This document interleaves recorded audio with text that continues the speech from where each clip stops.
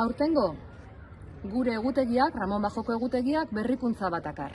Berria egunkariarekin lankidetza bat egin dugu.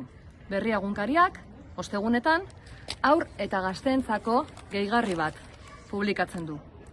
Gehigarri honen edukiak, gehigarri honetako erreportajeak, hilabetero, QR-en bidez txertatu ditugu gure egutegian. Modu honetara, euskal kulturaren aldeko keinu txiki bat egin nahi izan dugu. Gure auzo zein herrietako ikastetxetako ikasleek ezagututa barneratu beharreko balore eta jakintzak biltzen dira euskal kurrikulunean.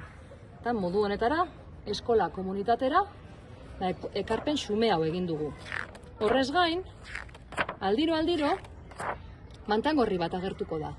Mantangorria agertzen den egunetan, gure seme-alabek fisikoki eramango dute mantangorri gehigarria etxera. Alebana etxera eramango dute.